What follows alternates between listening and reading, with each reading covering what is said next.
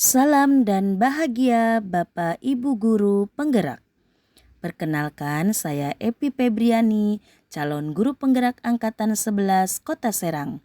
Pada video kali ini saya akan memaparkan eksplorasi konsep pada modul 1.2.f. Tugas A, pertanyaan pertama, bagaimana Bapak Ibu cara memahami cara kerja otak? Kemudian 5 kebutuhan dasar manusia. Kemudian tahap tumbuh kembang anak beserta pengaruhnya pada pembentukan kebiasaan dan nilai-nilai hidup manusia. Mengapa demikian? Bagian pertama terkait cara kerja otak manusia, di mana cara kerja otak manusia masih dipengaruhi oleh 4 unsur otak lainnya.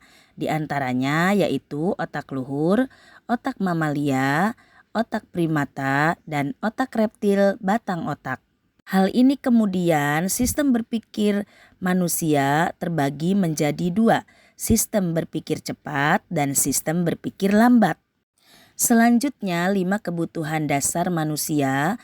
Yang pertama yaitu kebutuhan bertahan hidup, yaitu kebutuhan bersifat fisiologis. Yang kedua kasih sayang dan rasa diterima, yaitu kebutuhan untuk diterima. Kemudian yang ketiga yaitu kekuasaan atau penguasaan, yaitu kebutuhan pengakuan atas kemampuan. Yang keempat kebebasan, yaitu kebebasan akan pilihan. Dan yang kelima yaitu kesenangan, kebutuhan untuk diperhatikan dan disayangi, agar kehidupan manusia merasa senang dan nyaman. Selanjutnya tahap tumbuh kembang anak menurut Ki Hajar Dewantara.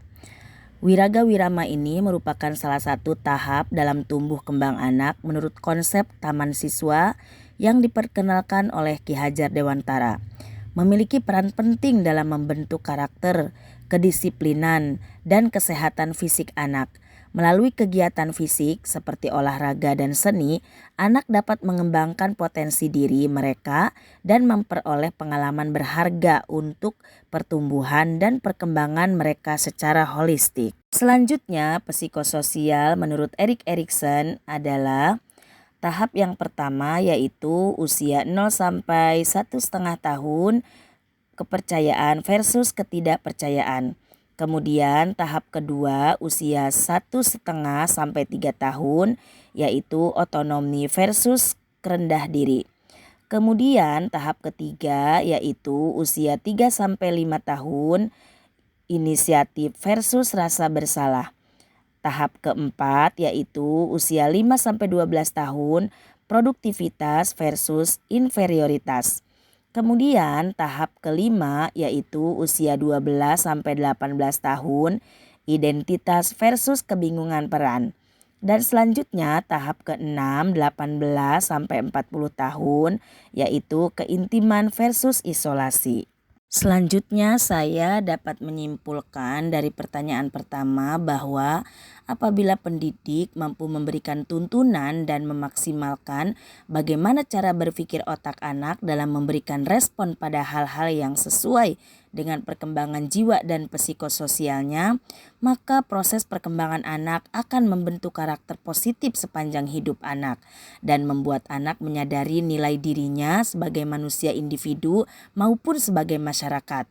Jika semua itu dapat terrealisasikan, maka anak dapat memiliki nilai-nilai hidup untuk mewujudkan masa depan yang baik dalam mewujudkan dimensi profil pelajar Pancasila. Pertanyaan kedua yaitu, menurut Bapak atau Ibu, nilai apa yang perlu dikuatkan sebagai guru penggerak? Mengapa demikian? Menurut saya, nilai-nilai yang harus dimiliki oleh guru penggerak yaitu mandiri. Guru penggerak harus bisa mendorong diri sendiri atau kemampuan dirinya untuk berinovasi. Kemudian reflektif, guru penggerak harus bercermin atau berintrospeksi diri agar menjadi lebih baik lagi.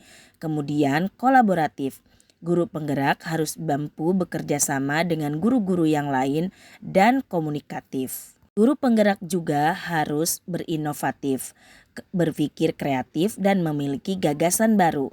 Kemudian berpihak kepada murid, mampu memfasilitasi tumbuh kembang anak dengan kodrat dan zamannya dan memperbaiki laku atau budi pekerti anak. Demikian yang dapat disampaikan. Terima kasih. Salam dan bahagia Bapak Ibu guru penggerak.